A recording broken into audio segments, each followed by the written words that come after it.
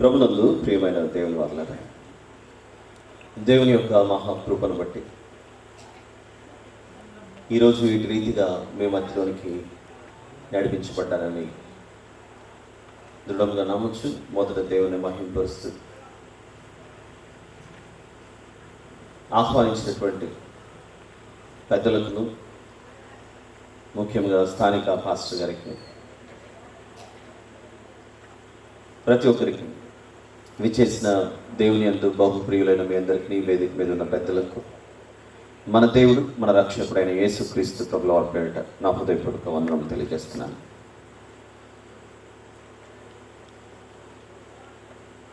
ఒక చిన్న మాట బైబిల్లో ఉన్న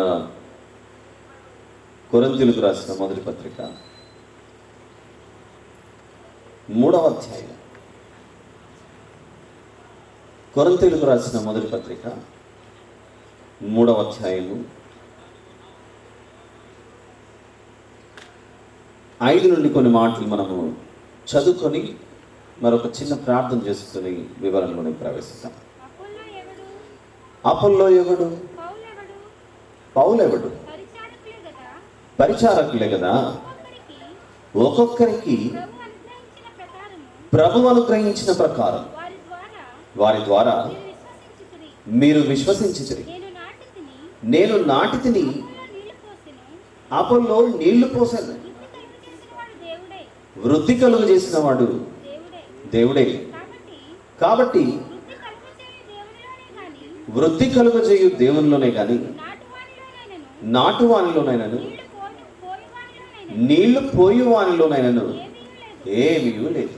చాలు. చదవబడిన వాక్యం గురించి, దేవుడు ఇవ్వబోయే సందేశం గురించి మరొకసారి ఒక చిన్న ప్రార్థన చేసుకుని ఆయన సెలవు చేత వివరణని మనం ప్రవేశిస్తాం. మహాపరిశుద్ధుడైన మా ప్రియ పరలోకపు తండ్రి, మీకే స్తోత్రములు నాయన.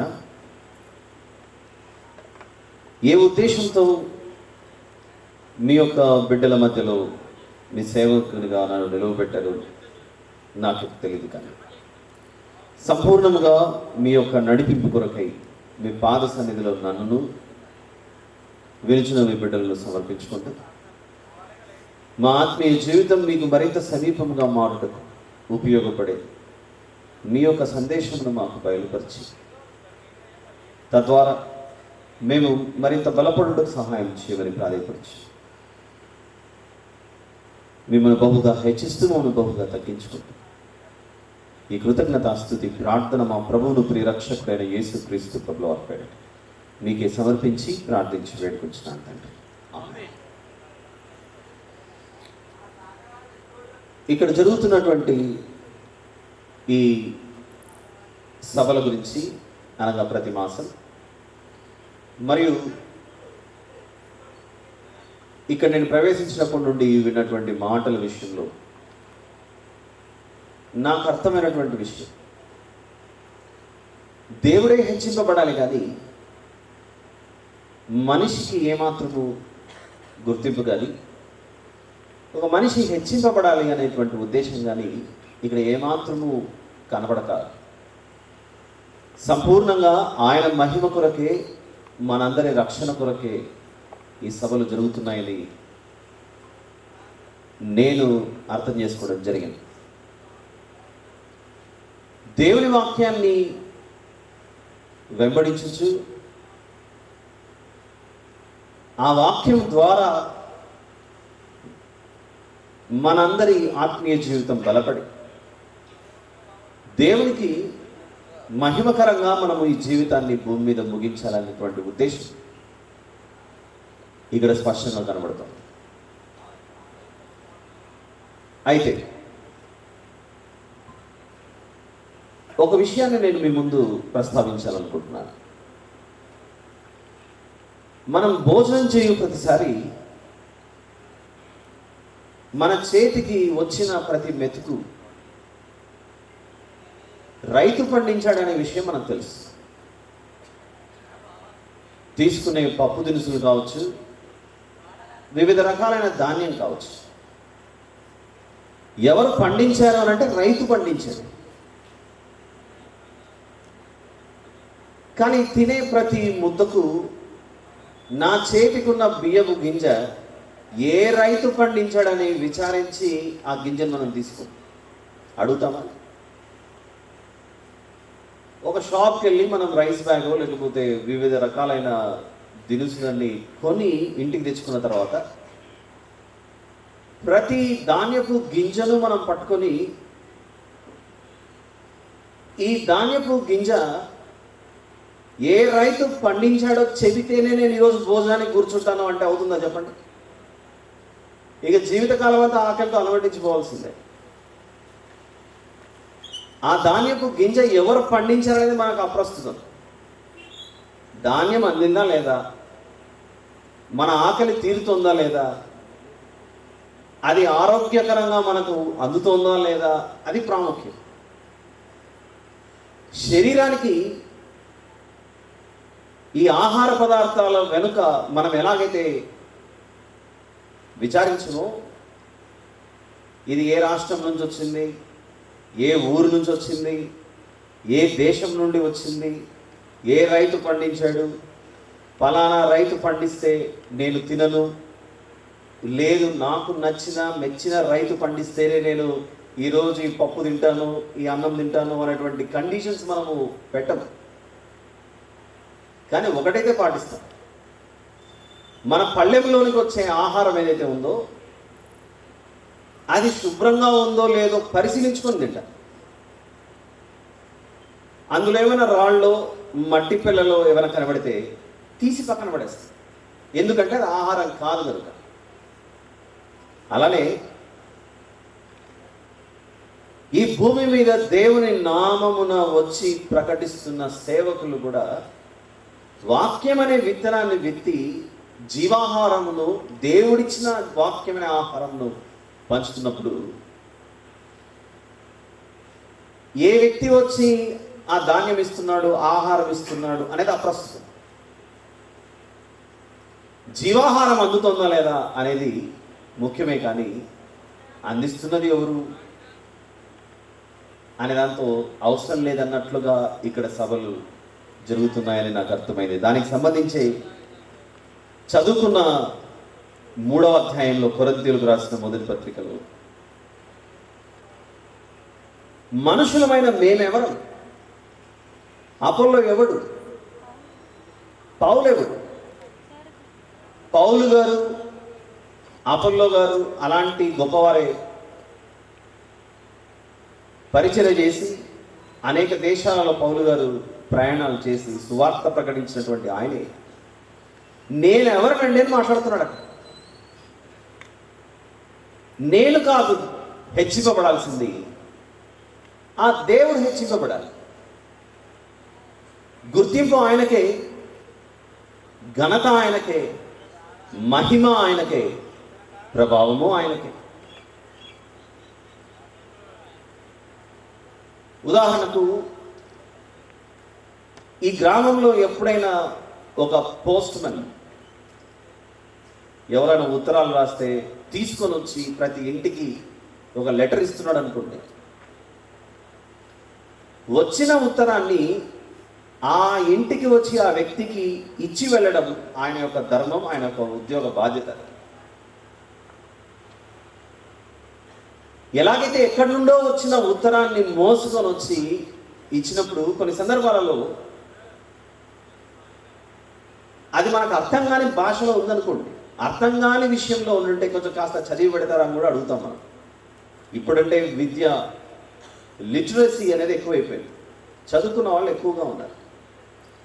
ఒక 20-30 సంవత్సరాల క్రితం, ఇంకా ఒక 40 సంవత్సరాల క్రితం వెనక్కి వెళ్ళిపోతే అక్షరాస్యత చాలా తక్కువ.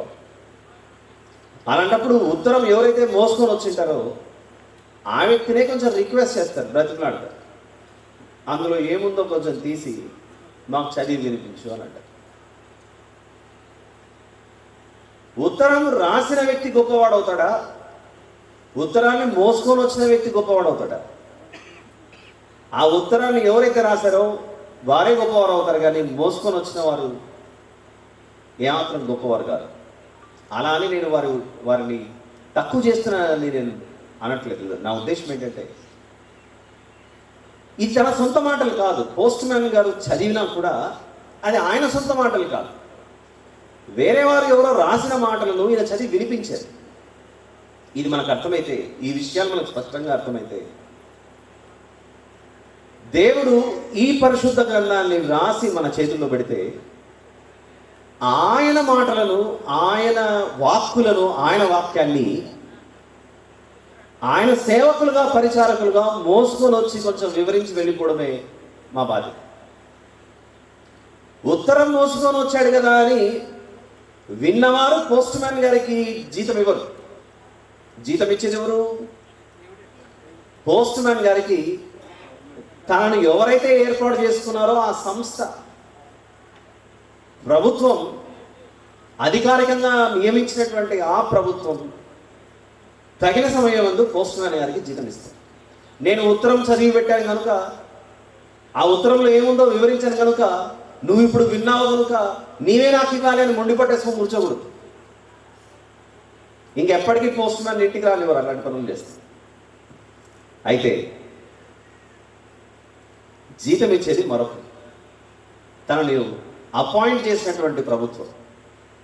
అలానే వచ్చి దేవుని యొక్క వాక్యములను ఆయన వాక్యాన్ని ఉన్నది ఉన్నట్లుగా ప్రకటించి వెళ్ళిపోతే తగిన కాలమందు, తగిన సమయం ముందు దానికి బహుమానము లేదా జీతం ఇచ్చి ఏర్పాటు చేసేది ఎవరంటే పంపించిన దేవుడే. కాబట్టి వీటన్నిటిని మనసులో పెట్టుకుని ఈ సభకు నన్ను ఆహ్వానించినప్పుడు ప్రభువును గురించిన, యేసుక్రీస్తు ప్రభుల వారిని గురించిన అవగాహన లేకపోవడం వల్లనే బలైపోతుంది క్రైస్తవ్యంలో భక్తిహీనత వలన అనే అర్థం ఉన్న, ఇప్పటికీ టైటిల్ ఇక్కడే కనబడుతుంది మనకి, భ్రమపరచు ఆత్మకు బలైపోతున్న క్రైస్తవ్యం. 1 సంవత్సరం పాటు ప్రతి మాసం ఇదే అంశం మీద ఈ సభలు ప్రతి నెలలో జరుగుతున్నాయంటే ఇది ఎంతో విలువైనది కనుకనే, భ్రమపరచు ఆత్మకు బలైపోకూడదన్న ఉద్దేశంతోనే ప్రేమపూర్వకంగా ఏర్పాటు చేస్తున్నటువంటి సభలు అనేది మనకు స్పష్టంగా అర్థమవుతుంది. ప్రియులారా, యోహాను గారు రాసిన మొదటి పత్రిక 4వ అధ్యాయంలో ఈ యొక్క అంశానికి సంబంధించిన వచనం మనకు కనబడుతుంది. బహుశా ఇది మనం చూసి ఉండవచ్చు కూడా గతంలో జరిగిన ప్రతి మీటింగ్లో. యోహాను గారు రాసిన మొదటి పత్రిక 4వ అధ్యాయం 6వ వచనం, మనము దేవుని సంబంధులము, మనము దేవుని సంబంధులము, దేవుని ఎరిగినవాడు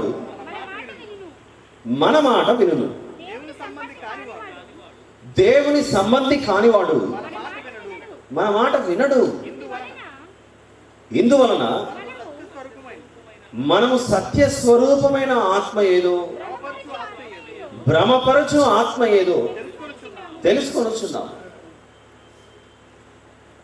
మనము దేవుని సంబంధులు అంటే భూమి మీద దేవుని సంబంధులు, దేవుని సంబంధులు కాని వారు అనే 2 వర్గాలు కనబడుతున్నాయా? 2 గుంపులు కనబడుతున్నాయా?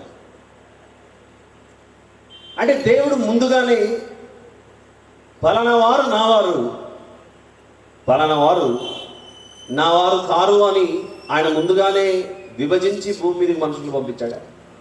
అలా కాదుగా.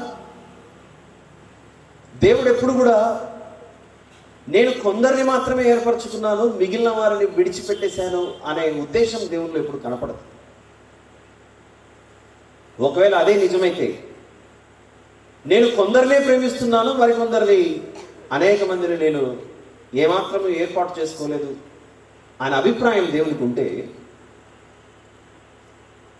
ప్రతి ఉదయాన ఈ సూర్యుడు కూడా ఆయన ఏర్పరచుకున్న వారికి మాత్రమే వెలుగునివ్వాలి. ఎందుకంటే దేవుని చేత నడిపింపబడుతున్న ప్రకృతిది.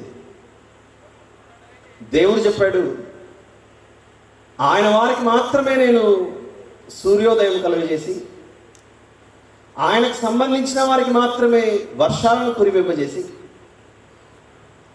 ఆయనకు సంబంధించిన వారికి మాత్రమే ఈ ప్రకృతిలో గాలిని పీల్చుటకు, ఊపిరికి ఉపయోగపడే శ్వాసను దయచేయాలని ప్రకృతి ఒకవేళ స్తంభించి పోతే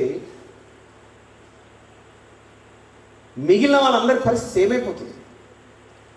మనిషి తనంతట తాను సూర్యుని చేయలేడు, చంద్రుణ్ణి చేయలేడు.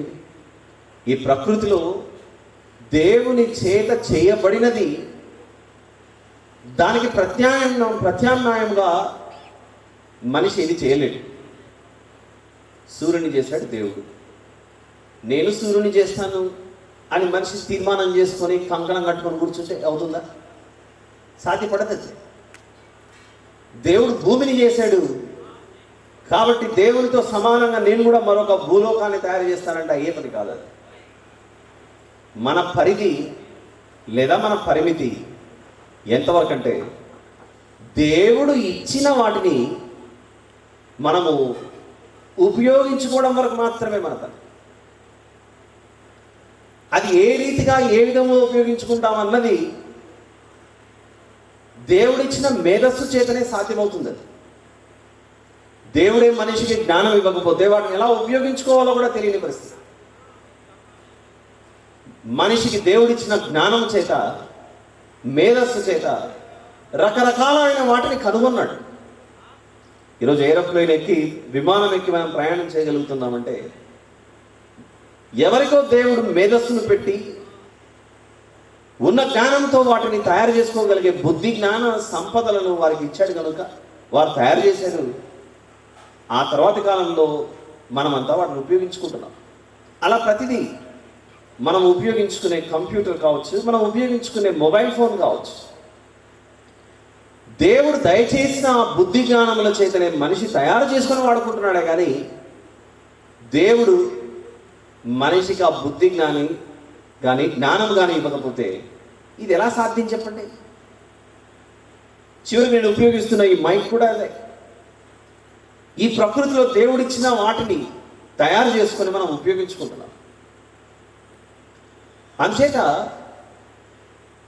అణువణువున దేవుని ప్రేమ ప్రతి మనిషి ఎడల కనబడుతోంది. 100వ కీర్తనలో సుపరిచితమైన ఒక వచనమే 3వ వచనం. యెహోవాయే దేవుడని తెలుసుకున్నాడు. ఆయనే మనల్ని పుట్టించెను. మనము ఆయన వారం. మనము ఆయన వారము. మనము ఆయన ప్రజలము. చాలు. ఇది ఎవరో ఒక వ్యక్తికి సంబంధించిన మాట కాదు. ఇది భూమి మీదికి వచ్చిన ప్రతి మనిషి తెలుసుకోవాల్సిన మాటే. మనమందరము దేవుని వారమని, మనం ఆయన వారం, మనము ఆయన ప్రజలము, ఆయన మేపు గొర్రెలం. మనం ఆయన మేపు గొర్రెలమైతే కాపరెవరు? దేవుడు కాపరి. ఆయన చేత నడిపించబడుతున్న గొర్రెలం మనం. ఏంటండి మమ్మల్ని గొర్రెలు అంటున్నారు అని దయచేసి అనేదా భావించక, యెహెజ్కేలు గ్రంథంలో ఒక మాట ఉంటుంది. పరిశుద్ధ గ్రంథంలో మనుషులను ఉద్దేశించి ఎప్పుడైనా గొర్రెలు అనే పదాన్ని మనం చదివినప్పుడు యెహెజ్కేలు గ్రంథం 34వ అధ్యాయము, యెహెజ్కేలు గ్రంథము 34 31వ వచనంలో, యెహెజ్కేలు గ్రంథము 34వ అధ్యాయం 31వ వచనం, నా గొర్రెలను నేను మేపుచున్న గొర్రెలునకు మీరు మనుషులు, నేను మీ దేవుడను. దేవుడు అంటున్నాడు, నేను మీ దేవుడను, నా గొర్రెలను నేను మేపుచున్న గొర్రెలునకు మీరు మనుషులు. దేవుని చేత మనం భూమి మీదకి నడిపించబడిన వారు. మనము అనే ఈ పదంలో కేవలం ఒక ప్రాంతానికి సంబంధించిన ప్రజలు మాత్రమే కాదు. ఇది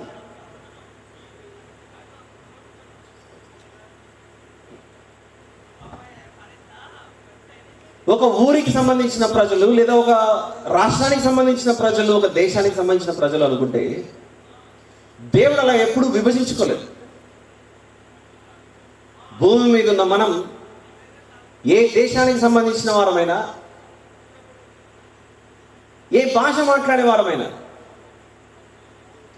అందరము దేవుని వలననే, దేవుని ద్వారానే, ఆయన ఆలోచనల్లో మనం ఉండగా పలానా సంవత్సరానికి పలానా సమయానికి మీరు భూమి మీదకి రావాలి అనే సందేశం మనకు బైబిల్ వాక్యాలు చదువుతున్నప్పుడు స్పష్టంగా అర్థమవుతుంది దేవుని యొక్క ఉద్దేశం గురించి. ఆయన చేత మనం భూమి మీదకి వచ్చిన తర్వాత చదువుకున్న యోహాను గారు రాసిన మొదటి పత్రిక 4వ అధ్యాయం 6వ వచనంలో మనం దేవుని సంబంధులం అనేది ఒక గుంపు, దేవుని సంబంధులు కాని వారని మరొక గుంపు కనపడుతుంది. వెళ్తాం మరొకసారి. ఈ సంవత్సరానికి అదే అంశం కనుక దాని గురించి ఆలోచిద్దాం. ఎందుకు ఈ అంశం మన జీవితాలకు అంత ముఖ్యం? క్రీస్తును గురించిన అవగాహన లేకపోవడం వల్లనే. యేసు ప్రభుల వారు ఏమై ఉన్నారు? మహాదేవుడై ఉన్నాడు ఆయన. అంటే పరోక్షంగా దేవుని గురించిన అవగాహన లేకపోతే భ్రమపరచు ఆత్మ వలన మనం ఏమైపోతామట? బలైపోతాం. క్రీస్తును గురించిన అవగాహన, క్రీస్తు అనే పదం దగ్గర దేవుడు అని పెట్టండి. దేవుని గురించిన అవగాహన లేకపోవడం వలన భ్రమపరచు ఆత్మకు బలైపోతామట. ఇంతకు భ్రమపరచు ఆత్మ అంటే ఏంటి? ఏదైతే దేవుడు కాదో, ఎందులో అయితే దైవత్వము కనబడదో దాని వైపు మనల్ని నడిపిస్తూ, మన ఆలోచనలను మారుస్తూ, మన మనసులను ప్రేరేపిస్తూ, నిజము అనే దాని గురించి, సత్యము నుండి మనల్ని దూరం చేసేదే ఒక భ్రమపరచు ఆత్మ. వెళ్దాం. యోహాను గారు రాసిన మొదటి పత్రిక 4వ అధ్యాయం. అక్కడ 2 కనపడుతున్నాయి. ఒకటి మనము దేవుని సంబంధులము, అదే వచనంలో దేవుని సంబంధి కానివాడు అని 2 వర్గాలు కనపడుతున్నాయి. మనం 100వ కీర్తనలో చూసాము, ఆయనే మనల్ని పుట్టించను అని. అంటే భూమి మీదకి వచ్చిన తర్వాత 2 గుంపులుగా మారిపోతున్నారా ప్రజలు? దేవుని సంబంధులు, దేవుని సంబంధులు కానివారు. దేవుని సంబంధులు, దేవుని సంబంధులు కానివారు. ఇది ఎలా సాధ్యం? ఒక్క దేవునిలో నుండే మనం భూమి మీదకి నడిపించబడిన తర్వాత, ఆయన ఆలోచనల ద్వారా మనం భూమి మీదకి నడిపించబడిన తర్వాత, పెరుగుతూ, వయస్సు పెరుగుతూ, పెద్దవారం అవుతూ 2 భాగాలుగా, 2 వర్గాలుగా, 2 గుంపులుగా ఎలా విడిపోతున్నాం మనం? దేవుని సంబంధులైన వారు, దేవుని సంబంధి కానివారు. ఒక మంచి పాట విన్నాం మనం. నోవహు గారి కాలం గురించి, లోతు గారి భార్య గురించి చక్కటి పాట సిస్టర్ గారు పాడారు. ఇక్కడ నేను వేదిక మీద కూర్చున్నప్పుడు ఏం జరిగింది అక్కడ మనం ఆలోచిస్తే, లోనికి ప్రవేశించారు 8 మంది నోవహు గారి కాలంలో. ఎవరెవరు ప్రవేశించారు ఓడలోనికి? నోవహు గారు, తన భార్య, తన 3 కుమారులు, తన 3 కోడళ్ళు. ఈ 8 మంది మాత్రమే ఓడలోనికి ప్రవేశించి అందులో భద్రపరచబడ్డారు. మరి మిగిలిన వారిలో ఎవరున్నారో ఒకసారి చూద్దాం. మిగిలిన వారిలో అందరి గురించి కాకపోయినా కొందరు ముఖ్యుల గురించి ఆలోచించాలి. అంటే ఓడలోనికి రాకుండా నిర్లక్ష్యం చేసి వెనక్కి వెళ్ళిపోయిన వారి జాబితాలో ఎవరున్నారో ఒకసారి ఆదికాండం 5వ అధ్యాయానికి వెళ్దాం. Book of Genesis chapter number 5. ఆదికాండము 5వ అధ్యాయం 30వ వచనం చూద్దాం. లెమెకు నోవహును కనిన తర్వాత 795 ఏళ్ళు బ్రతికి కుమారులను కుమార్తెలను కనెను. చాలు.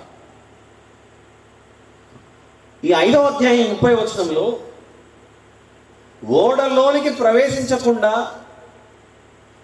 జలప్రళయంలో కొట్టుకుపోయినటువంటి వారిలో కొందరు కనబడుతున్నారు అక్కడ. ఏముంది ఆ వచనంలో? నోవహు గారికి తండ్రి లెమెకు గారు. లెమెకు గారి జ్యేష్ఠ సంతానమే నోవహు గారు. నోవహు గారు జన్మించిన తర్వాత అందరూ పరిశీలించాలి జాగ్రత్తగా ఈ మాటను. ఎందుకంటే ఓడలోనికి ఎవరెవరు ప్రవేశించారు అన్న మాటకు సమాధానం వెంటనే దొరుకుతుంది మనకు. నోవహు గారు, తన భార్య, తన కుమారులు, తన కోడండ్లు. కానీ ఇక్కడ ఈ 30వ వచనంలో, ఆదికాండం 5వ అధ్యాయం 30వ వచనంలో, లెమెకు గారు నోవహును కనిన తర్వాత 795 ఏళ్ళు బ్రతికి ఎవరిని కన్నాడట? కుమారులను కుమార్తెలను కన్నాడు. అంటే నోవహు గారికి ఈ కుమారులు కుమార్తెలు ఏమవుతారు? లెమెకు గారికి నోవహు గారు పెద్ద కుమారుడైతే, లెమెకు గారికి నోవహు గారి తర్వాత మళ్ళీ కుమారులు కుమార్తెలు పుట్టారు. అంటే నోవహు గారికి ఈ కుమారులు ఈ కుమార్తెలు ఏమవుతారు? ఇప్పుడు వరుసకు తమ్ముళ్ళు చెల్లెళ్ళు అవుతారు. తమ్ముళ్ళు చెల్లెళ్ళు ఉంటే అన్న ఓడగడుతుంటే అన్న మాట నమ్మలేదు, జలప్రళయంలో కొట్టుకుపోయారు. ఎవరు? తోబుట్టువులు. తోబుట్టువులు, రక్త సంబంధులు. అన్న తలుపుతీ అని ఓడ దగ్గరకు వచ్చి ఎంతగా తలుపు కొట్టారో జల ప్రళయం సంభవించినప్పుడు. అప్పుడు అన్నైనా నోవహు గారు, తమ్ముడు దేవుని మాటను నీకు తెలియజేశాను తమ్ముడు. అమ్మా చెల్లెమ్మ, దేవుని మాటను తెలియజేశానమ్మా నీకు, నువ్వు వినలేదని ఆ ఓడ కిటికీ యొక్క ద్వారము తెరిచి అలా గట్టిగా కేకలేసి చెప్పాడేమో. ఇప్పుడు వెళ్దాం ఒకసారి. దీని మనసులో పెట్టుకొని యోహాను గారు రాసిన మొదటి పత్రిక 4:6 వద్దకు వద్దాం. మనము దేవుని సంబంధులం. దేవుని ఎరిగిన వాడు మన మాట వినును. చాలు. దేవుని సంబంధులు దేవుని సేవకులు చెప్పే మాట వింటారు. నోవహు గారి కాలంలో దేవుని పక్షాన, దేవుని ప్రతినిధిగా, దేవుని తరపున నిలబడిన వ్యక్తి ఎవరంటే నోవహు గారే. నోవహు గారు దేవుని తరపున వచ్చిన ఒక సేవకుడు, దైవజనుడు, నీతిమంతుడు అన్న విషయం సమాజం గుర్తుపట్టలేకపోయింది. దేవుని సంబంధులుగా ఉండాలి, అది మాకు ప్రయోజనం అన్న విషయం వారు గ్రహించలేకపోయారు. కనుకనే అన్నైన నోవహు గారు తమ్ముళ్ళైన వారికి, సొంత తమ్ముళ్ళు, తోబుట్టువులు, చెల్లెళ్ళకు కూడా చెబుతున్నాడు ఇదే మాట. నోవహు గారి విషయంలో దేవుడు పలికినదే, ఈ తరము వారిలో నీవే నీతిమంతుడుగా కనబడుతున్నావని. అలాంటి నీతిమంతుడు తన సొంత తమ్ముళ్లను చెల్లెలను పోగొట్టుకోవాలని ఆలోచిస్తాడా చెప్పండి? నీతిమంతుడు అనే ఒక వ్యక్తిని గురించి దేవుడు సాక్ష్యం చెబుతున్నాడంటే, దేవుడు అతని గుణగణాలను పరిశీలించి, హృదయమును అంతరంగాలను పరిశీలించినప్పుడు నోవహు గారు మంచి వ్యక్తిగా కనబడ్డాడు. ఇలాంటి మంచి వ్యక్తి అందరూ ఓడలోని ప్రవేశించాలని కోరుకుంటాడు, కానీ ఏ ఒక్కరైనా నశించిపోవాలని కోరుకుంటాడు చెప్పండి? ఒక కుటుంబంలో ప్రేమించే ఇంటి పెద్దగా ఉన్నటువంటి ఆయన ఇంటినంతటినీ పోషించడానికి ఎంతో కష్టపడుతుంటాడు. ఎండనక వాననక చెమటోర్చి కుటుంబ పోషణ కొరకు ఎన్నో కష్టపడుతుంది, ఎన్నో కష్టాలు పడి పోషణ చేస్తూ ఉంటాడు కుటుంబం అంతటికి. ఇలాంటి మంచి నీతిమంతుడైన అన్న నోవహు గారు ఉన్నప్పుడు తన తమ్ముళ్ళు చెల్లెళ్ళు వరదలో కొట్టుకొని పోవాలని ఎందుకు ఆలోచిస్తాడు చెప్పండి? మనకు బాగా గుర్తుంటుంది, నోవహు గారు తన భార్య, తన కుమారులు, కోడళ్ళు ప్రవేశించారన్న విషయం. ఎలాగైతే వీరు ప్రవేశించారు అనే విషయం, సమాచారం మనకు బలంగా నాటుకుందో, ప్రవేశించాల్సిన వారు ప్రవేశించలేకపోయారే. ప్రవేశించుటకు అవకాశం ఉన్నా, ఓడలోనికి ప్రవేశించడానికి అవకాశం ఉన్నా ప్రవేశించకుండా కొట్టుకుపోయారే. ఈ ఇంటిలో ఒకరే మిగిలిపోయారా? లెమెకు గారి సంతానంలో ఒక తండ్రికి ఎంతమంది పిల్లలుంటే ఒకే ఒక కొడుకు బ్రతికాడు అనుకోండి, ఆ తండ్రి యొక్క వేదన ఎంత ఘోరంగా ఉంటుంది. అనేక మంది పిల్లల్లో ఒక్క కుమారుడే మిగిలాడు. లెమెకు గారి పరిస్థితి అలా అయిపోయింది. నోవహు గారిని కనిన తర్వాత కుమార్తెలు కన్నాడట. ఆ తర్వాత కాలంలో ఆ జలప్రళయంలో మీ నాన్నకు ఎంతమంది మిగిలారు అని ఎవరైనా నోవహు గారిని తర్వాతి కాలంలో, అంటే తన కుమారుల సంతానంలో నుండి వచ్చిన వారు తాతగారైన నోవహు గారి దగ్గరికి వచ్చి, తాత మీ తమ్ముళ్ళు చెల్లెళ్ళు ఏమయ్యారు అంటే, తాతగారు ఇప్పుడు ఏం చెప్పాలి? నేను చెప్పాను దేవుని మాటల్లో, నా తమ్ముళ్ళు చెల్లెళ్ళు కూడా వినలేదు. వాళ్ళు ఏ జాబితాలోకి వెళ్ళిపోయారు? దేవుని సంబంధులు కాని జాబితాలోకి వెళ్ళిపోయారు. ఎందుకు దేవుని సంబంధులు కాని జాబితాలోకి వెళ్ళిపోయారు? అన్న చెప్తున్న మాటలు పెడచెవిన పెట్టేద్దాంలే. నోహ అనే మా అన్న చెప్తున్న మాటలు మాకు అవసరం లేదనుకున్నారు. వారి సొంత నిర్ణయాలే సరైనవి అనుకున్నారు. వారి అభిప్రాయాలే సత్యం అనుకున్నారు. వారు అనుకున్నదే నిజం అనుకున్నారు. చివరికి నశించిపోయారు. ఎందుకు అలా అనుకునే పరిస్థితిలోకి వెళ్ళిపోయింది వారి జీవితం? వారిలో ఉండి వినాశనం వైపుకు, అబద్ధం వైపుకు నడిపించినది ఎవరనంటే, అబద్ధాన్ని నమ్మే విధంగా చేసిన ఒక భ్రమపరచు ఆత్మ. ఒక భ్రమపరచు ఆత్మ. క్రైస్తవులుగా మందిరానికి వెళ్ళినప్పుడు అనేక పర్యాయాలు, అనేక సందర్భాలలో అవసరమైతే ప్రతిసారి సేవకులు ప్రకటించేదే, నాయన దీపం ఉండగానే చక్కబెట్టుకోండి, ఈ నాసికారంధ్రంలో శ్వాస ఉండగానే నమ్మి రక్షణలోనికి రండి, నేడే మిక్కిలి అనుకూలమైన సమయం, ఎప్పుడే ఇదే రక్షణ దినం, బాప్తిసం తీసుకోండి. మీకు ఒకవేళ బాప్తిసం అంటే ఏదో తెలియకపోతే రండి, కూర్చోండి, మీకు వివరించడానికి మేము సిద్ధంగా ఉన్నామని సేవకులు వారి గొంతు పగిలిపోయే విధంగా ప్రతిసారి ప్రకటిస్తుంటారు. ఎప్పుడైనా మీరు బాప్తిసం తీసుకోనండి, మాకు మీ దగ్గర ఉన్న ఇన్ని ఆస్తులు మాకు రాసివ్వండి ఏ సేవకుడైనా అడుగుతాడో చెప్పండి? నిజమైన సేవకుల గురించి మాట్లాడుతున్నాను. ఆత్మల భారం, దేవుళ్ళలోనికి అనేక మందిని నడిపించాలనే ఆలోచన ఉన్నటువంటి ఏ సేవకులు కూడా మీరు రక్షణలోనికి వస్తే అదే సంతోషం అని భావించేవారే కానీ వారి వద్ద నుండి ఏదో ఆశించే మనసుతో ఎప్పుడు ఏ సేవకుడు పిలుపు ఇవ్వడు.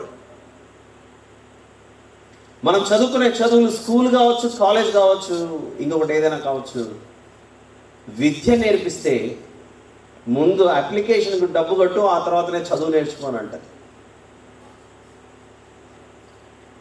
మనం కొనుక్కుంటాం మన చదువును, లోక సంబంధమైన విద్యను డబ్బిచ్చి కొనుక్కుంటాం. పరలోక సంబంధమైన విద్య ఉచితంగా ప్రకటించబడుతున్నా దాని విలువ మనకు అర్థం కాకపోతే చివరికి మనం ఆత్మనే కోల్పోతే, ఎందుకు ఈ ఆత్మను మనం కాపాడుకోవాలి? ఈ ఆత్మ యొక్క విలువ ఎందుకు మనకు అర్థం అవ్వాలి? ఎందుకు అనంటే, కళ్ళ ఎదుటగానే ఒక్కసారిగా ఈ దేహంలో నుండి ఆత్మ అలా బయటికి వెళ్ళిపోయిందనంటే, ఒక్కసారి శరీరం, దేహం అనే ఈ ఇంటిలో నుండి, ఈ గుడారంలో నుండి, ఈ నివాసంలో నుండి ఆత్మ బయటికి వెళ్ళిపోతే మళ్ళీ లోపలికి రానే రాలేదు. గడప దాటితే మళ్ళీ నేను రానంటుంది ఆత్మ. మన ఇంటికి ఎవరైనా అతిథులు వచ్చి ఒకవేళ వెళ్తామని కాలు అడుగు బయటికి వేస్తే అప్పుడే వెళ్ళిపోతున్నారు, రండి ఒక 2 నిమిషాలు కూర్చోండి, మేము చేసే మర్యాదలు స్వీకరించి వెళ్ళండి అని అడిగితే మళ్ళీ వాళ్ళు లోపలికి వచ్చి కూర్చోవచ్చేమో.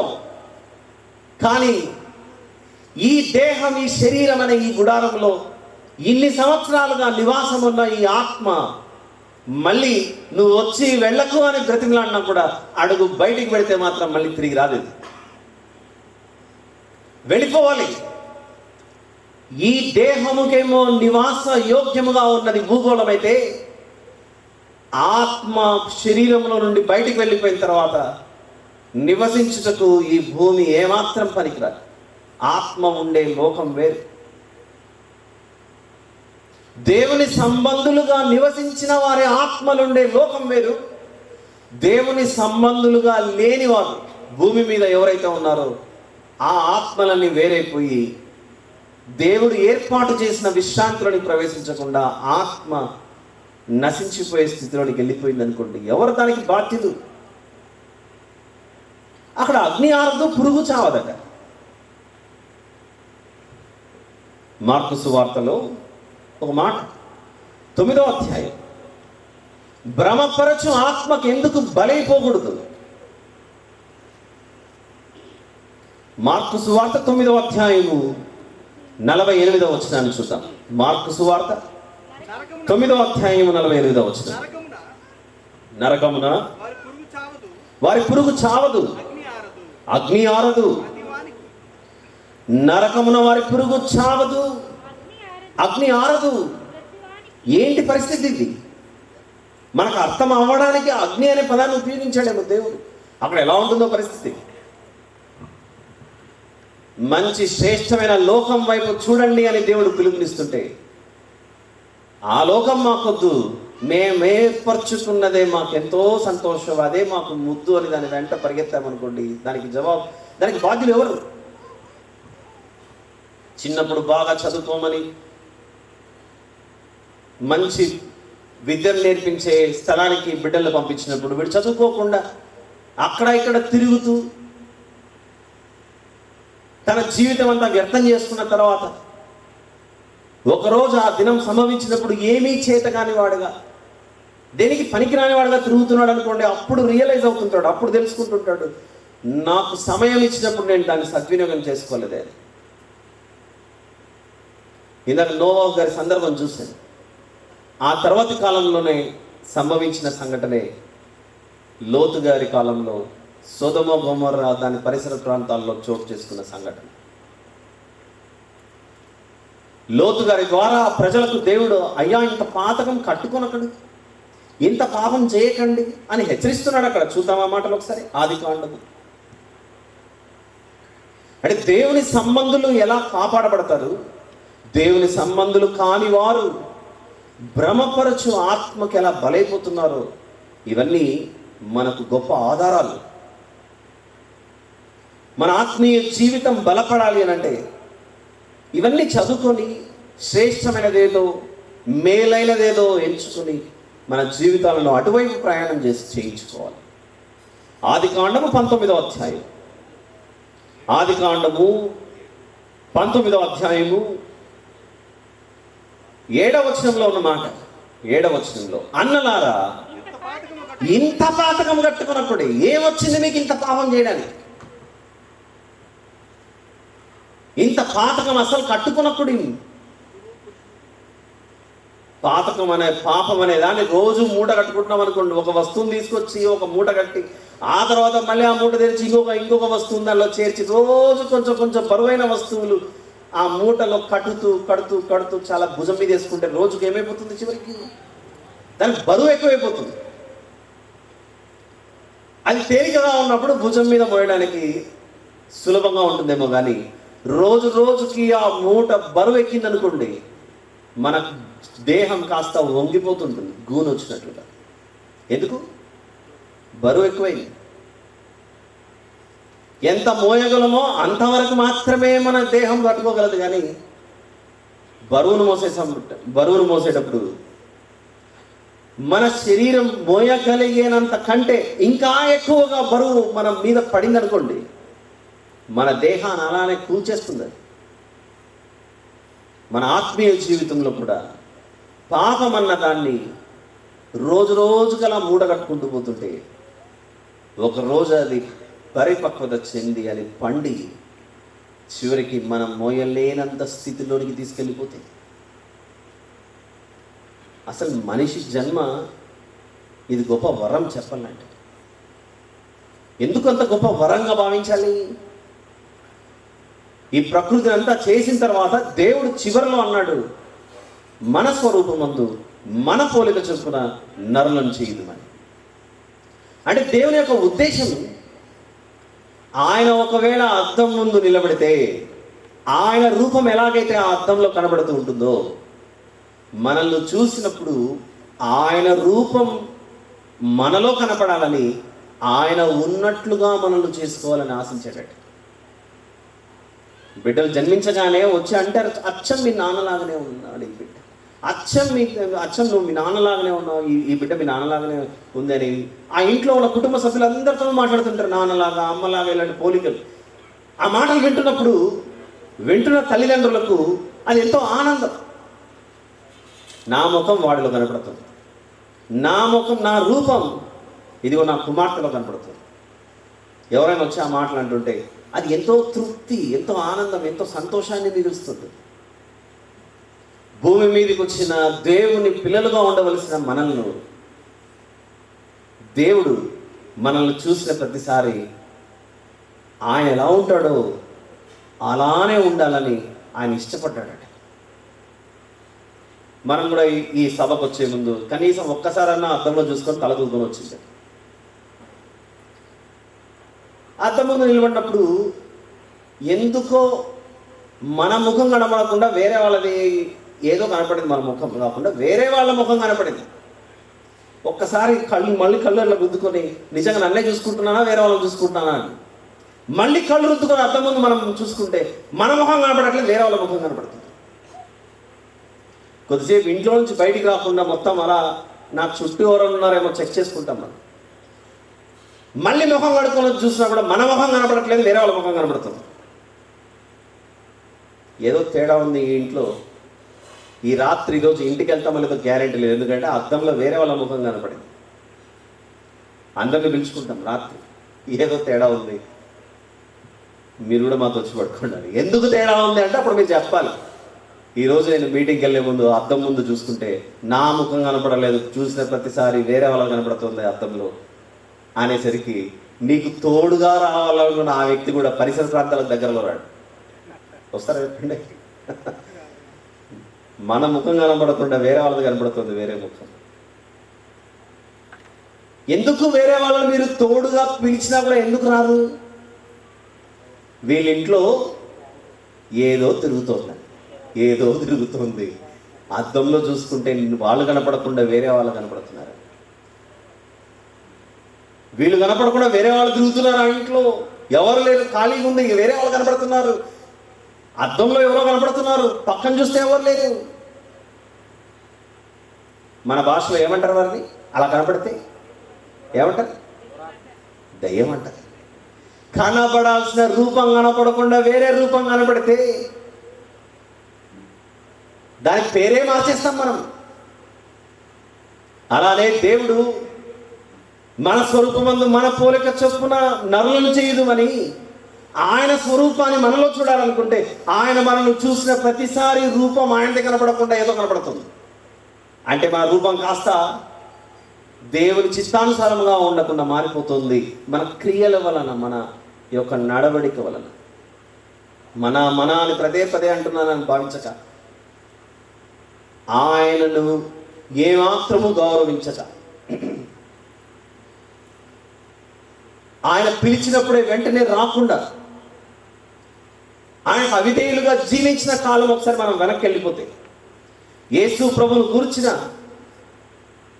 ఆ కృపా సందేశం వినపడనప్పుడు, రండి ప్రభువులోనికి రండి, ఆయన నిన్ను పిలుచుచున్నాడు, నన్ను పిలుచుచున్నాడు, మనం అందరం ప్రభు వద్దకు వెళ్దామని పిలుపు అందినప్పుడు, ఇంకా నాకు సమయం చాలా ఉంది, తర్వాత వస్తానులే అని మనం నిర్లక్ష్యం చేస్తున్న కాలం, నిర్లక్ష్యం చేసిన కాలం ఉంది చూసారు.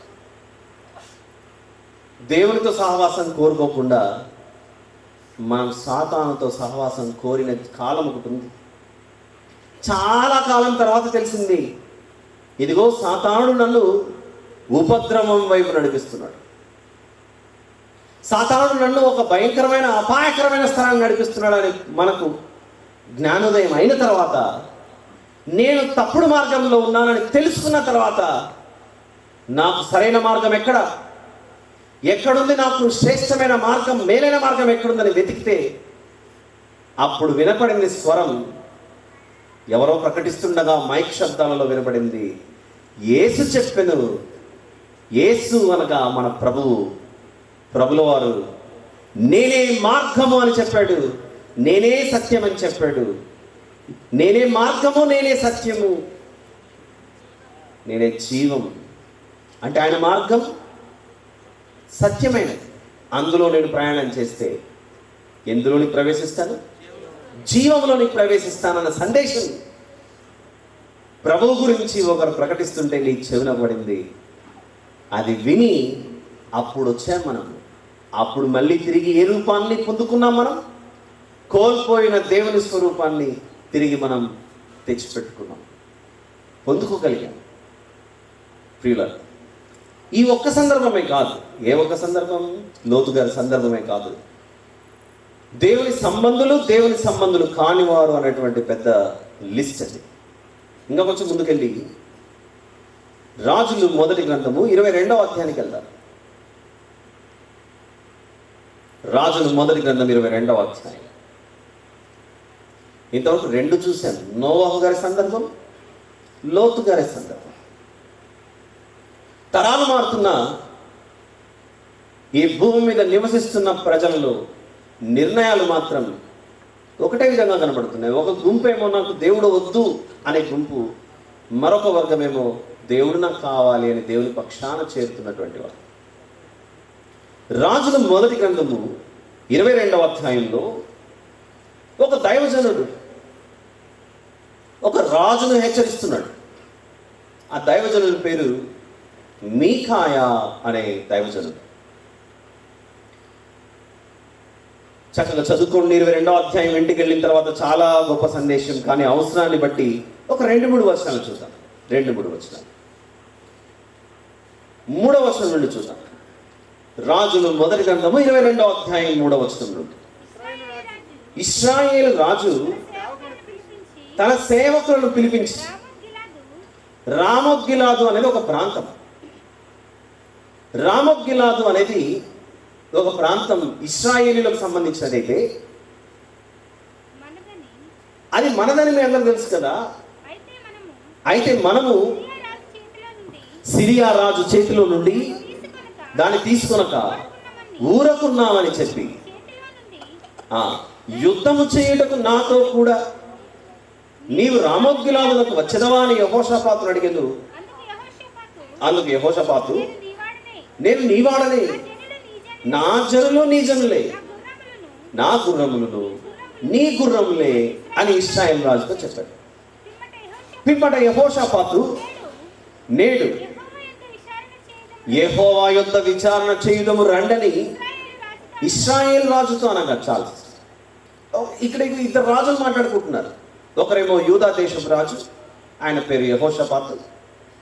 మరొక రాజు అహాబ్ అనే రాజు, ఇశ్రాయేలు రాజు. ఇశ్రాయేల్ దేశంలో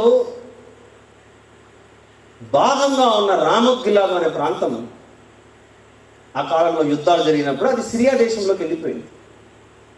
అప్పుడు వారిద్దరి మధ్య ఒక సంభాషణ జరుగుతుంది. ఈ 2 రాజులు. రామోగ్గిలాదు అనేది మనదే కదా. మన ఇద్దరము కలిసి సిరియా దేశాన్ని కొట్టి మన ప్రాంతాన్ని మనం తెచ్చుకుందాం.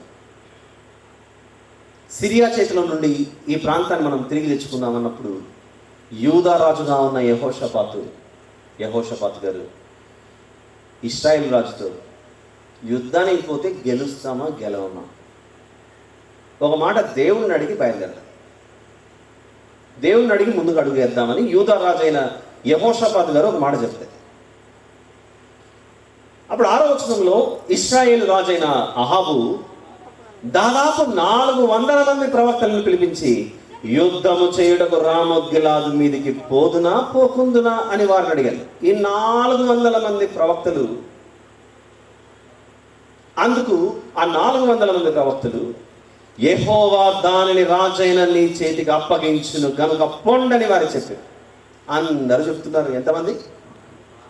400 మంది చెప్తున్నారు. అది కూడా ఎవరి పేరును ఉపయోగించి?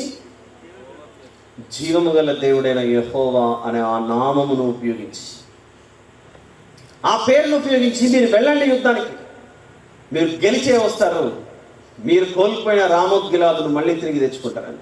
ఎంతమంది చెప్పారు ఈ మాట? 400 మంది. 400 మంది ఆ మాట చెబుతుంటే యూదారాజైన యెహోషాపాతు గారికి ఏదో సందేహం వచ్చింది, ఏదో డౌట్ వచ్చింది. నాకెందుకు తేడా కొడుతుంది, నిజంగా యెహోవా దేవుని ప్రవక్త ఇక్కడ ఎవరన్నా ఉంటే పిలుద్దామన్నప్పుడు చూద్దాం. అక్కడ రాయబడిన మాట 7వ వచనంలో, యెహోషాపాతు గారు విచారణ చేయుటకై వీరు తప్ప యెహోవా ప్రవక్తలలో ఒకడైనా ఇక్కడ లేడా అని అడిగాను.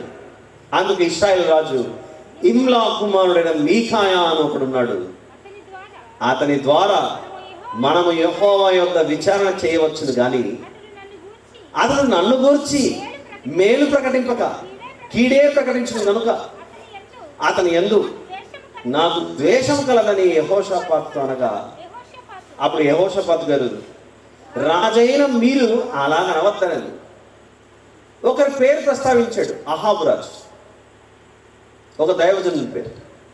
ఆ వ్యక్తి పేరు ఏమట? మీకాయ. ఇతను దేవుని నామమున ఖచ్చితంగా తెలియజేస్తాడు, నా గురించి మంచి చెప్పడు కానీ కీడే ప్రకటిస్తాడు. ఆ మాట మరొకసారి చూడండి. అక్కడ కుమారుడైన మీకాయా అని ఒకడున్నాడు, 8వ వచనంలో, అతని ద్వారా దేవుని యొద్ద విచారణ చేయవచ్చును కానీ అతను నన్ను గూర్చి, note this point, very very important, అతను నన్ను గూర్చి మేలు ప్రకటింపక కీడే ప్రకటించు. ఇతను నన్ను గూర్చి మేలు ప్రకటింపక కీడే ప్రకటిస్తాడు ఎప్పుడు అన్నట్లుగానే మీకాయ గారిని పిలిపించారు. 2 రాజులు, యెహోషాపాతు గారు, అహాబును, ఈ 2 రాజులను పిలిపించి, ఏమంటావు మీకాయ, వెళ్ళమంటావా వద్దా, యుద్ధానికి వెళ్ళమంటావా వద్దా అని అడిగారు. అడగగానే ఇదే అధ్యాయంలో 27వ వచనం, బందీ గృహంలో ఉంచి మేము క్షేమంగా తిరిగి వచ్చే వరకు అతనికి కష్టమైన అన్నము నీళ్లు ఇయుడని అహాబు రాజు మీకాయ గురించి ఆజ్ఞయించినప్పుడు మీకాయ గారు అంటున్నారు 28వ వచనంలో, మీకాయ గారు ప్రజలందరితో ఒక మాట మాట్లాడుతున్నాడు. సకల జనులారా నా మాట ఆలకించుడని చెప్పాను. రాజువైన నీవు ఏ మాత్రమైన క్షేమముగా తిరిగి వచ్చిన ఎడల యెహోవా నా చేత పలుకలేదు, నువ్వు వెళ్ళొద్దు, చచ్చిపోతావని చెప్తున్నాడు మీకాయ గారు. నువ్వు వెళ్ళకు, యుద్ధానికి వెళ్తే నువ్వు చచ్చిపోయి తీరుతావు, నువ్వు వెళ్ళకని చెప్పాడు. మేలు చెప్తున్నాడా కీడు చెప్తున్నాడా? యుద్ధానికి పోతే చచ్చిపోతావు నాయన, వెళ్ళకు, దేవుడు చెప్పాడు నీకు చెప్పమని, వెళ్ళొద్దు యుద్ధానికి అని చెప్పాడు. కానీ ఆ 400 మంది ఏం చెప్పారు? వెళ్ళు, గెలిచి వస్తావని చెప్పారు. ఎవరికైనా ఒక రాజుతో, ఎవరైనా కూడా రాజుతో, రాజా నువ్వు చాలా గొప్ప వీరుడు, బలవంతుడవు, నిన్ను ఎవరూ ఓడగొట్టలేరు, కథలు ముందుకన్నారు. కానీ రాజుకి అంత సామర్థ్యం లేదని వాళ్ళకు కూడా తెలిసి ఉండొచ్చు. రాజు వద్ద ఏదో మార్కులు కొట్టేయడానికి నువ్వు వెళ్ళు రాజా అన్నారు. మీరు ఈ 400 మంది ఏమో అహాబు రాజును వెళ్ళమని చెబుతున్నారు, ఒకే ఒక్కరు మాత్రం వెళ్తే చచ్చిపోతాం అంటున్నాడు. వీళ్ళిద్దరిలో మేలు ఆలోచించింది ఎవరు, కీడు ఆలోచించింది ఎవరు? మేలు ఆలోచించిందేమో దేవుని నామమున వచ్చిన మీకాయ అనే ప్రవక్త. దేవుని నామమును ఉపయోగించుకుని అహాబు రాజును ఈ 400 మంది ఏం చేస్తున్నారు? భ్రమపరుస్తున్నారు. అహాబు యొక్క ఆత్మ భ్రమపరచు ఆత్మకు బలైపోతుంది. ఇక్కడ 400 మంది అబద్ధం చెప్పారు. ఏం చెప్పారు? నువ్వు వెళ్ళి గెలిచే వస్తావు కానీ ఓడిపోయి రావని చెప్పారు. మేలు అనే పదాన్ని ఉపయోగిస్తున్నారు కానీ తేనె పూసిన కత్తిలాగా వారి మాటలు అహాబు జీవితంలో అలా వెళ్ళిపోయాయి. 400 మంది చెప్తుంటే అది అబద్ధం ఎలా అవుతుంది? 400 మంది చెబుతుంటే అబద్ధం ఎలా అవుతుంది? ఇది నిజమే అని నమ్మాడు, యుద్ధానికి వెళ్ళాడు. ఆ తర్వాత అహాబు ఆ యుద్ధంలో రథంలోనే కూలి పడిపోయి రక్తం కారి చివరికి అహాబు యొక్క రక్తము కుక్కలు నాకే స్థితిలోకి వెళ్ళిపోతుంది. సమయం లేదు కనుక మీరు ఇంటికి వెళ్ళి అధ్యాయం చదవండి అని చెప్తున్నాను.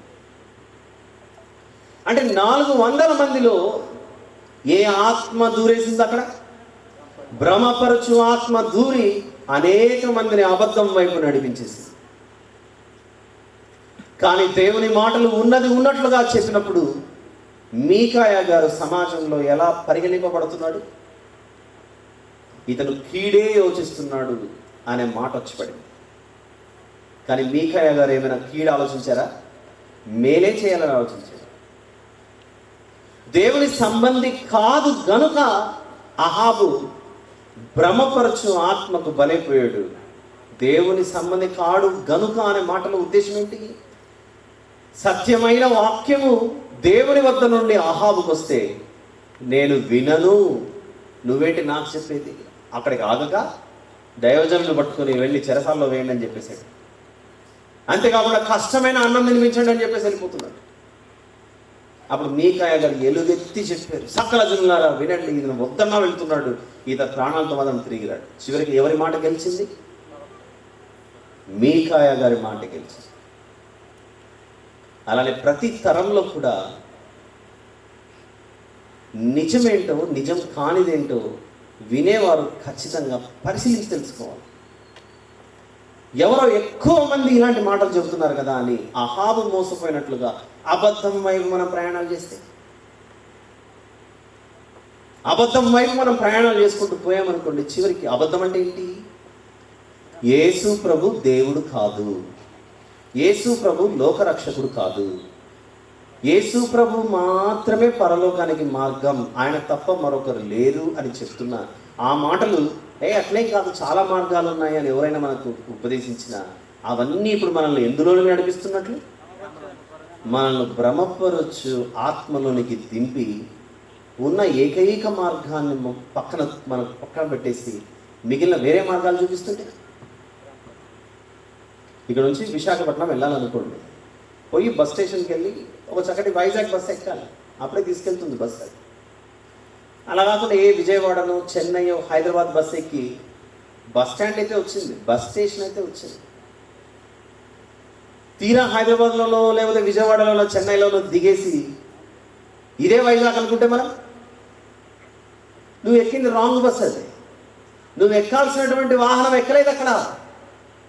అక్కడికి వెళ్ళి ల్యాండ్ అయిన తర్వాత అయ్యో నేను ఒక రాంగ్ ప్లేస్లోకి వచ్చి పడ్డానే, ఒక తప్పుడు స్థలంలోకి వచ్చి పడ్డానే అని నువ్వు అక్కడికి చేరుకున్న తర్వాత అర్థమవుతుంది, అయ్యో రేపు ఉదయం నేను పరీక్ష రాయాల్సి ఉండేది విశాఖపట్నంలో, ఇప్పుడు ఏమో ఇక్కడికి వచ్చి చెన్నైకి వచ్చి కూర్చున్నాను, మళ్ళీ ఇప్పుడు వైజాగ్కి వెళ్ళి పరీక్ష రాయాలంటే టైం అయిపోయింది, కోల్పోయాను, ఇంక ఈ సంవత్సరం అంతా ఇప్పుడు నేను ఏం చేయాలి? ఎదురు చూస్తూ ఉండాలి, మళ్ళీ ఒక సంవత్సరం రావాలి.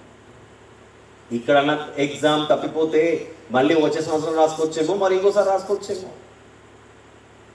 మరికొన్ని ఉంటాయి గవర్నమెంట్ ఎగ్జామ్స్, ఈ ఏజ్ లోపే రాయాలి.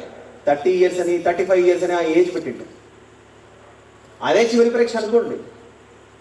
ఆ రోజు ఏదైనా తేడా వచ్చి పరీక్షకు మనం చేరుకోలేక వేరే పట్టణానికి ఇందాక చెప్పినట్లుగా వెళ్ళిపోతే ఒక సంవత్సరం పోయిందంటే జీవితకాలంలో మళ్ళీ ఆ పరీక్ష రాయలేదు. ఈరోజు మనం ఎంచుకున్న మార్గం, మన ముగింపు, మన జీవితం పరలోకంలో చాలా క్షేమంగా ల్యాండ్ అవ్వాలి. దానికి సూచనగానే మిక్కిలి అలజడిని రేపిన, అలజడి అనేది కూడా చాలా తక్కువ పదమేమో, అంత భయంకరమైన ప్రళయంలో నుండి నోవహు గారిని, భూమి మీద ఉన్న జంతువులను, పక్షులను, తన కుటుంబాన్ని సేఫ్గా తీసుకొని వచ్చాడు దేవుడు బయటికి. చాలా జాగ్రత్తగా తీసుకొని వచ్చి వారిని భద్రంగా కాపాడి నేల మోపాడు వారందరినీ. దేవుని యొక్క ప్రేమలో వారు ఉన్నారు కనుక. ఇలా ఒక్కసారి కాదు, 2 సార్లు కాదు. దానియేలు గ్రంథం గురించి మా అందరికీ తెలుసు, దాదాపు ఇక్కడున్న వారికి. షద్రక్ మెషక్ అబేద్నెగోలు అన్న వారిని అన్యాయంగా అగ్నిగుండంలో వేశారు, చేయని నేరానికి అగ్నిగుండంలో వేశారు. వారిని అగ్నిగుండంలో వేయగానే పరలోకం నుండి దేవుడు దిగాడు, కనీసం వారి తల వెంట్రుక కూడా కాలిపోకుండా దేవుడు వారిని కాపాడాడు. తన బిడ్డలకు ఏదైనా ప్రమాదం ఏర్పడుతుంది అని అంటే దేవుడు వెంటనే వారిని రక్షించడానికి అలా వస్తున్నాడు. చూడండి, కొన్ని సందర్భాలలో ప్రభువును వెంబడించేందుకు ప్రాణాలు కోల్పోయినటువంటి యాకోబు గారు లాంటి వారు ఉన్నారు. వారి ప్రాణాలు పోయిన వారి ఆత్మను మాత్రం క్షేమంగా విశ్రాంతిలోనికి దేవుడు చేర్చిపెట్టాడు. ఇలా రాజుల గ్రంథం మొదటి గ్రంథం చూసారు మనం. చివరి ఇంకొక విషయాన్ని కూడా మేము ముందు ఉంచాలని భావిస్తున్నాను. ఇర్మియా గ్రంథంలో బబులోనీయులు వచ్చి యూదా దేశస్తులందరినీ పట్టుకొని తీసుకుని వెళ్ళిపోయేటప్పుడు ఇర్మియా గారు రాజైన సిద్కియాతో ఒక మాట అంటున్నాడు. 37వ అధ్యాయం, చాప్టర్ నెంబర్ 37.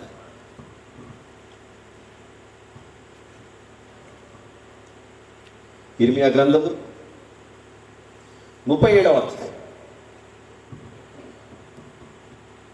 19వ వచనంలో, ఇర్మియా గ్రంథం 37:19, బబులోను రాజు మీ మీదికైనను ఈ దేశం మీదికైనను రాడని మీకు ప్రకటించిన మీ ప్రవక్తలు ఎక్కడున్నారు?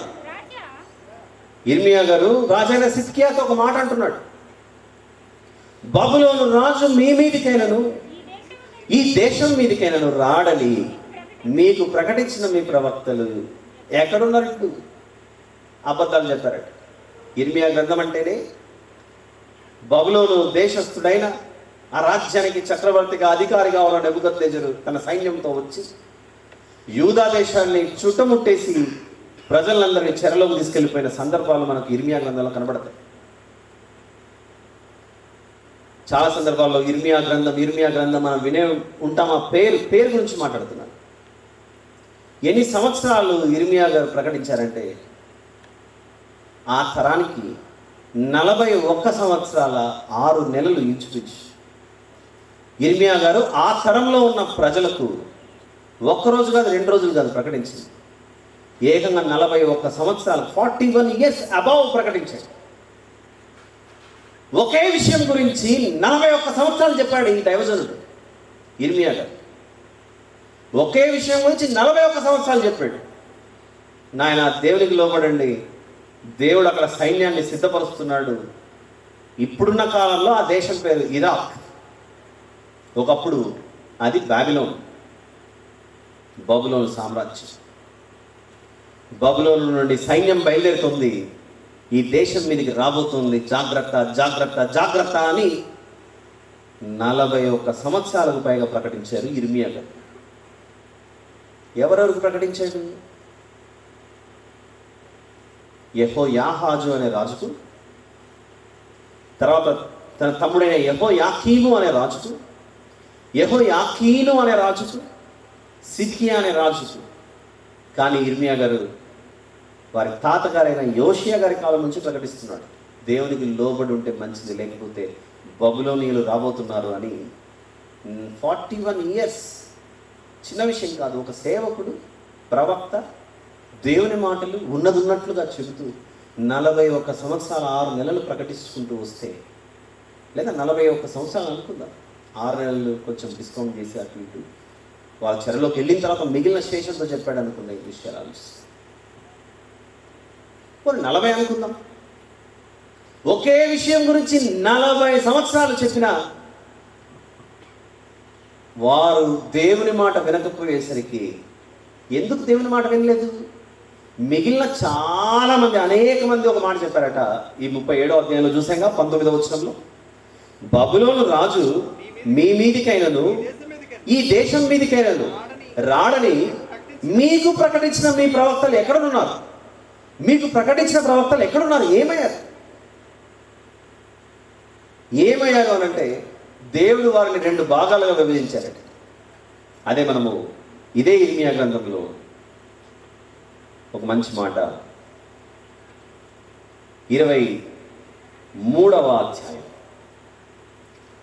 23వ అధ్యాయం, అబద్ధాన్ని ప్రకటించిన వారందరినీ ఒక గుంపులో చేర్చాడు దేవుడు, సత్యాన్ని ప్రకటించిన వారందరినీ ఒక గుంపులో చేర్చాడు. దాన్ని ఏమన్నాడంటే 23వ అధ్యాయం ఇర్మియా గ్రంథంలో 28వ వచనం, 23:28, చాప్టర్ నెంబర్ 23 వర్స్ నెంబర్ 28. కల కనిన ప్రవక్త ఆ కలను చెప్పవలను, నా వాక్కు ఎవనికుండునో వాడు సత్యమును బట్టి నా మాట చెప్పవలను. ధాన్యముతో చెత్తకేం సంబంధం? ఇదే యెహోవాకు 2 భాగాలు చేస్తున్నాడు దేవుడు. దేవుని సంబంధులు కాని వారిని ఏ గుంపులో చేర్చాడు? ఇక్కడ చెత్తతో పోల్చాడు. దేవుని సంబంధులైన వారిని దేంతో పోల్చాడు? ధాన్యంతో పోల్చాడు. ధాన్యం ఎక్కడికి చేరుకుంటుంది? కొట్టుకు చేరుకుంటుంది. చెత్త ఎక్కడికి చేరుకుంటుంది? కాల్చబడుటకు చేరుకుంటుంది చెత్త. ఇదే విషయమే 37వ అధ్యాయంలో చూసాగా ఇందాక. ఇర్మియా గారు సిద్కియా అనే రాజుతో ఏమంటున్నాడు?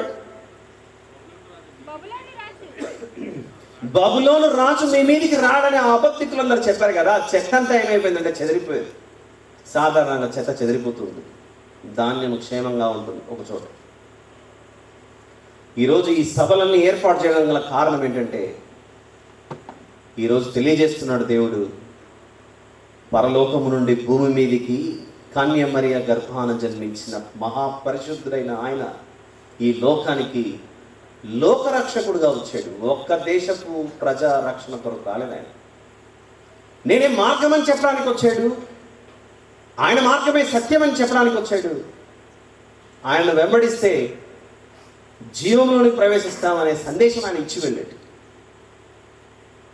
ఈరోజు ఎందరైతే క్రీస్తు సంబంధికులు, యేసు ప్రభు సంబంధికులుగా ఉండి తమ ప్రాచీన స్వభావాన్ని, పాత జీవితాన్ని విడిచిపెట్టి వచ్చి ఉంటారో వారందరినీ దేవుడు దేంట్లో చేర్చుకుంటున్నాడు? ధాన్యం అనే దాంట్లో చేర్చుకుంటున్నాడు. ఒకవేళ ఇంత ప్రకటించబడుతున్నా ఇది ఇంకా అబద్ధమే, ఇది నిజం కాదు, చాలా మార్గాలు ఉన్నాయి, ఆకాశంలో ఆకాశాన్ని తెరుచుకొని పైన ఒకటి ఉంది, మరో లోకం, అక్కడికి వేరే వేరే మార్గాల ద్వారా కూడా అక్కడికి వెళ్ళొచ్చాలని ఉంటే లేదు మార్గం. ఆ ప్రభు మాత్రమే ఆ మార్గం. ఆ మార్గం ఎక్కడుందో తెలుసుకోవాలనుకుంటే ఇదిగో పరిశుద్ధ గ్రంథం. ఆయన భూమి మీద ఉన్న ప్రతి మనిషికి ఇచ్చిన ఈ 66 పుస్తకాల సముదాయం. ముగించే ముందు ఒక మాట చెప్పి ముగిస్తాం. మనం దాదాపుగా అందరము సెల్ ఫోన్లు వాడుతున్నాం, మొబైల్ ఫోన్. షాప్కి వెళ్ళి కొన్న తర్వాత నీట్గా ఒక బాక్స్లో ఇస్తాడు, ఒక అట్టపెట్టెలో ఇస్తాడు. దాన్ని తెరిచినప్పుడు లోపల మొబైల్ ఫోన్ ఉంటుంది, దానికి అవసరమైతే కొన్ని ఛార్జింగ్ చేసుకోవడానికి వైర్లు ఉంటాయి. అది అటు ఇటు దెబ్బతినకుండా చక్కగా అట్టపెట్టెలతో పేర్చి మళ్ళీ దాన్ని ఎలా ఉపయోగించాలో ఒక చిన్న బుక్ ఇచ్చింటాడు, పుస్తకం కూడా ఇచ్చింటాడు. దాన్ని ఏమనాలి? మాన్యువల్ అని పిలుస్తాడు. మాన్యువల్, చిన్న పుస్తకం ఇస్తాడు. మొబైల్ ఫోన్ కొన్నా అలాంటి బుక్ ఒకటి ఇస్తాడు. ఇంట్లో ఒక టెలివిజన్ కొన్నా, టీవీ కొన్నా అలాంటి బుక్ ఇస్తాడు. ఇంట్లో ఒక రెఫ్రిజిరేటర్, ఫ్రిడ్జ్ కొన్నా కూడా అలాంటి బుక్ ఇస్తాడు, పెద్ద బాక్స్లో ఇచ్చి. ఎందుకు ఆ బుక్ అవసరం? ఆ బుక్ లేకపోతే ఏమవుతుంది? ఆ వస్తువుని ఎలా ఉపయోగించుకోవాలో మనకు తెలియలేదు. ఆ పుస్తకంలో చక్కగా బొమ్మలతో సహా చక్కగా ఎక్స్ప్లెయిన్ చేసి ఉంటాడు. దీన్ని ఇలా ఛార్జింగ్ చేసుకోవాలి, ఈ బటన్ నొక్కితే ఇది వస్తుంది అని అన్ని భాషల్లో ఇచ్చింటాడు. ఇచ్చింటాడా? ఇంగ్లీష్ ఉంటుంది, చైనీస్ ఉంటుంది, జపనీస్ ఉంటుంది, కొరియా ఉంటుంది, అన్ని భాషలు పెట్టింటాడు. ఎందుకు అన్ని భాషలు అవసరం? ఈ మొబైల్ ఫోన్ ఏ భాష మాట్లాడేవాడైనా ఉపయోగించుకుంటే అందరికీ అర్థమయ్యే విధంగా ఇది ఉపయోగపడాలని ఆ మాన్యువల్ తయారు చేశారు. సెల్ ఫోన్ విషయంలోనే ఇంత జాగ్రత్త తీసుకున్నారు మ్యానుఫ్యాక్చరర్ అంటే తయారు చేసిన వాళ్ళు. ఒక రెఫ్రిజిరేటర్, ఫ్రిడ్జ్ తయారు చేసిన వాళ్ళు కూడా అన్ని జాగ్రత్తలు తీసుకున్నారు. ఇదిగో ఇది ఇంగ్లీష్ అర్థమయ్యే వాళ్ళకి ఇంగ్లీష్లో ఉండాలి, ఇది చైనీస్ అర్థమయ్యే వాళ్ళకి చైనాలో ఉండాలి, అన్ని భాషల్లో ఉండే వాళ్ళకి అర్థం అవ్వాలని అన్ని భాషల్లో చేస్తారు. మన విషయంలో కూడా దేవుడు మన స్వరూపమందు మన పోలిక చొప్పున నరులను చేయమని భూమి మీదికి పంపించిన తర్వాత మనల్ని అలా గాలికి వదిలేయలేదు. మీ బ్రతుకు మీరు బ్రతకండి అని. అలా వదలక మన చేతిలో దేవుడు ఈ పరిశుద్ధ గ్రంథం బైబిల్ అనే మాన్యువల్ని మనకి ఇచ్చాడు. ఆయన ఈ మాన్యువల్ని ఇచ్చి మీ బ్రతుకు చక్కగా సాగాలి అని అంటే నాయన తెలుగు మాట్లాడే వారికి తెలుగులో మీకు అందజేస్తున్న ఈ మాన్యువల్, ఇంగ్లీష్ మాట్లాడే వారికి ఇంగ్లీష్లో ఇస్తున్నాను ఈ మాన్యువల్, ఇంగ్లీష్ బైబిల్, కన్నడ మాట్లాడే వారికి కన్నడలో ఈ మాన్యువల్ ఇచ్చాడు. ఈ మాన్యువల్ ఇచ్చింది ఎవరో తెలుసా? ఇమ్మానుయేల్ అనే ఇమ్మాన్యుయల్ ఇచ్చాడు ఆయన. ఇమ్మానుయేల్ అనగా దేవుడు మనకు తోడు అనే లోకరక్షకుడు వచ్చి ఆ వాక్యమే శరీరధారి అయి కృపా సత్య సంపూర్ణుడుగా మన మధ్యలోకి వచ్చి ఆ ఇమ్మాన్యుయల్ మాన్యువల్ మ్యాన్కి ఇచ్చాడు. మ్యాన్ అంటే మనిషి, ఇమ్మాన్యుయల్ అనగా యేసు ప్రభు అనే మన రక్షకుడు. మాన్యువల్ అంటే దేవుడు మనకి ఇచ్చిన 26 పుస్తకాల అన్ని భాషల్లో. కొన్ని సందర్భాల్లో కొందరు అంటారు, మీ బైబిల్ ఇన్ని భాషల్లో తర్జుమా చేయిందండి, అందుకే చాలా పొరపాట్లు జరిగి ఉండొచ్చు అని అంటారు. ఇప్పుడు నేను అంటాను, బేసిక్ సెంటెన్స్ మనకు తెలుసు. మీ పేరు ఏమిటి అన్నాం అనుకోండి, దాన్ని ఇంగ్లీష్లో చెప్పాలంటే ఏం చెప్తాం? వాట్ ఈస్ యువర్ నేమ్ అంటారు. హిందీలో చెప్పాలంటే ఆప్కా నామ్ క్యా హై అంటారు. కన్నడలో చెప్పాలంటే నిన్న హెసరేను అని అంటారు. ఇలా ఇప్పుడు ఈ ట్రాన్స్లేషన్లో ఏదైనా తేడా జరిగిందని చెప్పచ్చా? చెప్పండి. యేసు ప్రభు యొక్క శిష్యులు కూడా యేసు ప్రభు చెప్పిన మాటలను వేరే వేరే దేశాలకు అన్ని చోట్లకు తీసుకెళ్ళినప్పుడు వారు అక్కడ ఉండి నివసించి వారి భాష నేర్చుకొని సత్యాన్ని ప్రకటించారు. అప్పుడు వీరు చెబుతున్నది నిజమని అర్థమైంది. ఒకవేళ ఈ గ్రంథమే, బైబిల్ గ్రంథమే ఇన్ని భాషల్లో లేదనుకోండి, ఏ గ్రంథమైనా ఇన్ని భాషలు లేకపోతే మన పరిస్థితి ఏమవుతుందో తెలుసా? ఎవరో కుక్కను చూపిస్తే అది కుక్క కాదు గాడిద అని చెప్పినా కూడా మనం గాడిద గారు బాగున్నారా అనాలని పరిస్థితి వస్తుంది మనకు. ఒకదాన్ని చూపించి వారు ఏది చెప్తే కదా నమ్మాల్సిందే పరిస్థితి. ఈరోజు దేవుడు మనకు ఇన్ని భాషల్లో ఈ గ్రంథాన్ని ఇచ్చాడనంటే దేవుడు ఆలోచించాడు, తర్జుమా చేసిన వారిలో తన ఆత్మను ఉంచాడు. తన ఆత్మను ఉంచి ఇదిగో మీరు ఒక వస్తువు కొంటేనే దానిని ఎలా ఉపయోగించుకోవాలో అన్ని భాషల్లో ఉంది కదా, అలాంటిది నేను నా స్వరూపమందు నా పోలిక చొప్పున మిమ్మల్ని పంపించిన తర్వాత ఈ భూమి మీద ఇన్ని భాషలు మాట్లాడుతూ చెదిరిపోయారు. మీ అందరికీ నా మనసు అర్థం అవ్వాలంటే ఎవరో చెబితే కాదు, వారు చెబుతున్నవి నిజమో కాదో తెలుసుకోవాలనుకుంటే నీ చేతుల్లోనికి నేను రావాలి అని ఆయన వాక్యాన్ని అన్ని భాషల్లోనికి తర్జుమా చేసి మన వద్దకు పంపిస్తే వీళ్ళు చెబుతున్నది నిజమా కాదా అని పరిశీలించుకోవడానికి మన చేతుల్లో కూడా ఇన్ని కాపీస్ని, ఇన్ని అద్భుతంగా ఈ గ్రంథాలను మన చేతిలో పెట్టాడు. గ్రంథాన్ని చేతిలో పెట్టి పరిశీలించండి, చదువుకోండి. ఎందుకంటే వేరే వాళ్ళు చదువుతున్నది కరెక్టా కాదా చెక్ చేసుకోండి. ఆ అవకాశం మనకి ఇచ్చాడు దేవుడు. కాబట్టి బైబిల్ కలిగిన ప్రతి ఒక్కరూ భ్రమపరచు ఆత్మకు ఏమవ్వకూడదు? బలవ్వకూడదు. మనం బలవ్వకూడదు. బలి అయిన ప్రభు వైపు వద్దకు వెళ్ళి, భారం మోసిన ఆయన వద్దకు వెళ్ళి మన భారాన్ని విడిచి ఆయన వలె తిరిగి పునరుత్థానులుగా మారి పరలోక ప్రయాణం చేద్దాం. ఆలోచిస్తారని ఆశిస్తూ ఇంతటి సందేశాన్ని ముగిస్తున్నాను. ప్రార్థన చేస్తాను. ప్రేమ కనికరమ కలిగిన మా ప్రియ పరలోక తండ్రి, మీకే స్తోత్రములు నాయన. మా ఎడల మీకున్న అపారమైన ప్రేమను గురించి, మీ వారిగా మేము భూమి మీద జీవిస్తే మా భవిష్యత్తు ఏమిటో, మీతో కలిసి మేము జీవించకపోతే అది ఎంత అపాయకరమైన స్థితికి వెళ్ళిపోతుందో అనే విషయాలను మాకు బయలుపరచారు. నా తండ్రి, మీ బిడ్డలుగా మేమందరము మీ వద్దకు చేరుకోవాలని చేసిన ఈ ప్రయత్నం, విత్తబడిన ఈ వాక్యమును సాతానుడు వచ్చి దొంగలించకుండా కాపాడమని వేడుకొచ్చు. ఇటు కార్యక్రమాలను ఏర్పాటు చేస్తున్నటువంటి మీ దాసులు చిన్ని బ్రదర్ గారిని, వారి కుటుంబాన్ని, సహకరిస్తున్న సంఘాన్ని, మరి ముఖ్యంగా పాస్టర్ గారిని అందరినీ జ్ఞాపకం చేసుకొని, హాజరైన మీ బిడ్డలందరినీ జ్ఞాపకం చేసుకొని, ఏ ఒక్కరు కూడా నా ప్రభు మీకు దూరం అవ్వకుండా మీ వద్దకు నడిపించబడలాగా నా తండ్రి, కేవలం ఈరోజు విత్తబడిన వాక్యమే కాకుండా ఇన్ని సంవత్సరాలుగా ఎందరైతే మీ దాసులు ప్రకటించి ఉన్నారో, ప్రతి ఆదివారం సంఘంలో మీ దాసులు పాస్టర్ గారు ప్రకటిస్తున్న మాటల ద్వారా కూడా నా తండ్రి మీకు సమీపస్తులుగా మీ బిడ్డలు మారుటకు సహాయం చేయమని, మారి రక్షణలోనికి వచ్చిన వారు తొలగిపోకుండా కాపాడమని వేడుకొంచు.